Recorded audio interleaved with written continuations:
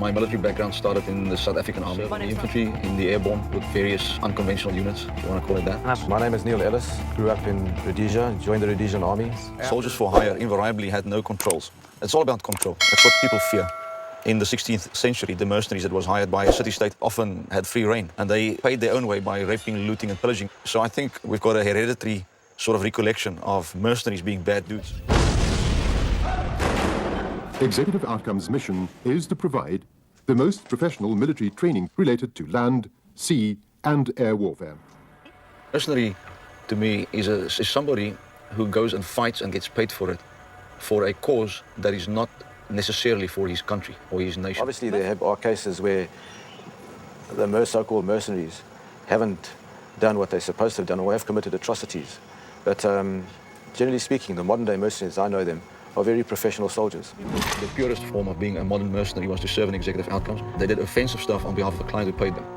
While most private security companies execute security-related tasks, in other words, they guard stuff and they are equipped to do defensive stuff. So there's a watershed between the two for me. And the term mercenary is perhaps closer to what executive outcomes was, as opposed to all the other modern security companies, the big ones like Blackwater and Control Risk, etc. In the early 90s or the late 80s, actually, the conflict in Sierra Leone was fomented by a guy called Fares Sanko, and he was initially very successful. It got to the point where the government of Sierra Leone was overturned by a group of military officers who felt that the war was going against them because of the government's ineptitude. So a bunch of young officers took over the government. What we need now is help. We need help. We need urgent help. We were then put together and we flew to Sierra Leone. And then we arrived here in May '95. Hi, I'm Gavin. And I work for Executive Outcomes, and I've been working for a long time now. In those days, the army was just another form of oppression. The army was people with guns who went to a village and extorted the people, sometimes raped them, sometimes killed them, and often burned their village down. So they were caught between the devil and the deep blue sea. The rebels on the one side committing atrocities, and the army on the other side doing almost exactly the same. We'd find a camp, plot the position, and the next day we'd go and drop troops off to attack the camp. There's the official version, which is that the government hired these people to defend them. We would move into the area. We would take on the RUF immediately. We would then take control over the Sierra Leone army elements there, and that would leave us. And we dealt absolutely 100% professionally with the people there. We destroyed the RUF's military capabilities inside Sierra Leone, and by June the next year, we had pushed them out of Sierra Leone. That in turn led to the Abidjan Peace Accord, during which the government of Sierra Leone and the rebels came to an agreement, which included certain power-sharing elements, a disarmament element, etc., etc. Also, Executive Outcomes was asked to leave Sierra Leone. I know there's a school of thought that said we did more harm than good. I think they're very wrong, and I think if they ask anybody on the street of Freetown today, 10 years later, they will be told the same thing. What we achieved here was a tremendous thing for the Sierra Leone people. You must understand that this conflict wasn't an internal thing. It wasn't a religious struggle. It wasn't a civil war between different ethnic or political factions. This was something that was fermented from outside. It was basically a criminal group of people, many of them not from this country, who then attacked this country and raped, looted, and pillaged its way across it, and we stood in the way of that. In both Liberia and Burkina Faso, the people who started the trouble were successful and ended up ruling their countries like ultimate despots with atrocious human rights records. And because of what we did in Sierra Leone, a democratic election was held, and the people were set free. And we played a crucial role in that. Because of 9/11, the whole security world has grown and has gotten bigger and more important in the eyes of the world. And correspondingly, people demand more money. A scenario like Iraq is probably the riskiest that there is. First of all, because it seems like a fucking free-for-all. Everybody's shooting at everybody there. The security companies are out there, the military is out there, everybody is heavily armed, everybody is jumpy as hell. At the same time, the money is fantastic. I think for the first time ever, the guys are getting paid what they should be paid for doing the work that they've done for many years before. There was a time when $50 a day was a lot of money for a security job. And now people are getting paid £400 a day and $1,000 a day. I think that's fair. Those guys should lift their heads up and be proud of the fact they're getting paid that kind of money, because they surely deserve it. I mean, you have to be really a very experienced soldier, somebody who can shoot really well, somebody who can move in a tactical team environment very, very well, and basically stay alive and keep his client alive in a very professional manner. After leaving the Air Force, I went fishing for a year. That didn't work out. I'm a bad fisherman. Then I started farming. Didn't get on with the owner of the farm, so I came back to flying.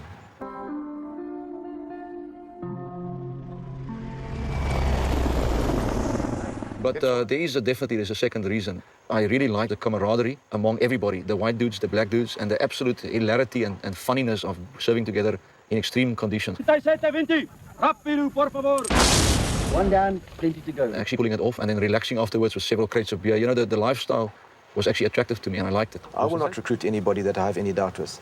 I will not recruit anybody that I feel is not prepared to go into a dangerous situation. And secondly, if I recruit somebody, I will go with him. The PMC world, mercenary world, whatever you want to call it, is quite small. Generally speaking, you know a lot of the players in the game. Your first impression of the other guys is normally quite important. You'd look at them and you think, this guy is a good guy and this guy is an idiot. And oftentimes that evaluation is completely wrong. You'll often find that the guy who looks like a real sharp dude, he's a big hulking bunch of muscle and he looks really mean and cool and very experienced and his CV says all the good things and nice things. You'll find out he's a complete tosser and he knows fuck all and he's never done anything. And what he does is he screws it all up and he's got this mental idea of himself as being some kind of in a movie, some kind of an actor. There was one guy who pitched up here in Sierra Leone, and he would simply brag about every conceivable thing that he could dream up that he had seen in a Rambo movie. That would be him, and he had done it, sort of.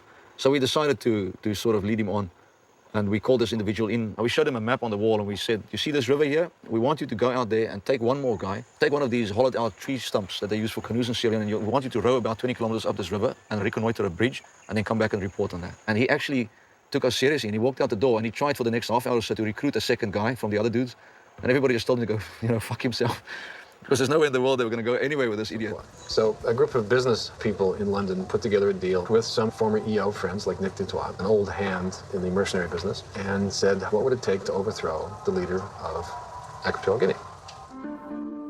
The goal, from what I understand, was primarily to overturn this guy Obiang. And from what I understand, he's a piece of shit. They offered Nick $1 million cash if this thing came off, which is a lot of money in South Africa. It would have secured him and his family for the rest of their lives. I do believe that Nick was dragged into this at a later stage, and that the idea was fermented among the top people, the Eli Khalils and the Mark Thatchers and the other names that are being bandied about. The first I heard of this was when the people that went on the plane to Zimbabwe was arrested, and that hit the news headlines very quickly. I got a call from a friend of mine. He said that Nick had been arrested in Equatorial Guinea for the same reason. The plan was that half an hour after the people landed with the force from South Africa, they will fly in Severo Moto and the new government. The guys that landed into trouble are very wary guys because they've been screwed many times. But it's obvious they didn't see this coming because they went on it. The dudes that put this thing together was trying to save money, and that's where the whole fuck-up came in as far as I can see. The employees, the blue-collar guys, the soldiers, they were the ones who got arrested. They were the ones who are in prison right now. The aristocrats who paid for it back in the UK, nothing. My heart bleeds for the guys in Zimbabwe, in Equatorial Guinea. They've been tortured severely, there's no question about that.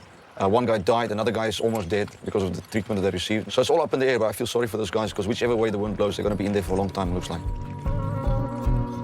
Look, it's easy for me to say cowboy stuff here and say, yeah, it's cool. Let's go after all these dudes with a bunch of mercs and kill them and take them out and give the country over to the democratically elected government. In reality, that's a very stupid thing to say, and I won't endorse it. You cannot go and intervene in the internal politics of a country, especially not if your motivation is not purely want to help that country, but it's more based on what you can get for it, for what you're doing. Generally speaking, well, in all my contacts, it's just a phone call. It's your reputation. You get a phone call, they say, we have a job for you. The pay is going to be this, the pay is going to be that. And you say, okay, where is it? You say, that's it. And you say, okay, is it legitimate? They say yes or no. And if you're happy, you say, I'm going. And you can be ready to go in 24 hours. Often involve a initial payment to cover expenses like a plane ticket, and you would then go and do your work, and then afterwards you would get paid. You sometimes do not get paid, it does happen. But in general, again, you learn how to pick your clients and you learn how to pick the companies that you work for. In 1997, I was asked if I'd like to come to Sierra Leone to do training and also operations against the rebels. And when I started making inquiries, which side is it? Which side am I offering the contract? I was told it's the government. And I said, which government? They say, government of the day. And the government of the day is a very relative term. I mean, government of the day can be the rebel government, which was the case in Sierra Leone. Subsequently, I turned that contract down. I do believe that you have right and wrong in this world, and you have the same situation in governments. You have good governments and you have bad ones. If I don't like what is happening, then I will pull out of the contract. It doesn't matter how much money is involved. Yeah. If you choose to work for the good guys, chances are remote that you will go over and work for the bad guys, even though maybe they offer more money. Because the morality of that is just too huge to contemplate. At all levels and in all ethnic groupings inside the there was a definite sort of a reasoning process going on about the moral questions about the morality of what we were doing. It was debated, we talked about it. And you could quickly see which guys didn't care and which guys did. So, it's something that's in everybody's mind. We were, after all, private operators. We were no longer in a military environment where you had to do what you were told. You do have a choice. Sometimes you have to force soldiers. And that's one of the bitter and the less glamorous things about soldiering. Sometimes there's a point where you're forcing the young men of your country to go forward and die. And you can, because they are obliged to, because they're in uniform and they swore an oath. You cannot force the civilian to go forward. And believe me, there's been points in war where you have to force everybody, including yourself, to go forward. And I believe that civilians should be deployed well back from that line. Because after all, a civilian can turn around and say, fuck this and get out. I would like to see a set of rules out there that governs PMCs in their actions, which would then make it legal for somebody like me to form a PMC legally and to market it to clients and go into business with a PMC. And there should be laws. It couldn't be applicable to only one country. It must be global stuff. And I should be held to that standard with my PMC. And I should adhere to that. There should be ways that they can punish me if I don't. I would like to see that, and I think it's not long in coming. I see a role for a PMC in that they would go into a conflict situation, quickly react, stabilize the situation, and allow the deployment of the massive troops by the UN. The mercenary. I think that a lot of people, obviously the average man in the street does not like war, particularly in the first world. You know, the thought of going around being shot at or maybe getting wounded, I'm not even talking about killing people, I'm talking about being shot at and wounded, obviously has a psychological effect on a lot of individuals. I think if people started accepting the fact that there is a role for PMCs and to do some of the dirty work that they don't want their sons and daughters to do, then it will become politically acceptable. Did you ever consider flying helicopters as a civilian, as an alternative career? No. No? No, there's not enough excitement. You know, it's all a game. War is a game. It's the ultimate game. There's nothing to touch it. In 10 years' time from now, I see myself on a top-class fishing boat, somewhere on a very nice island, taking rich people out to fish and just chilling and relaxing and not having anybody shoot at me, not having to handle any kind of gun or do anything aggressive ever again in my life. That's where I see myself in 10 years from now. I do not see myself being part of a PMC again. Thank you very much. Cool. Thanks, Cobus. All right, mate. Thanks a lot for having me. Yeah, it's a pleasure.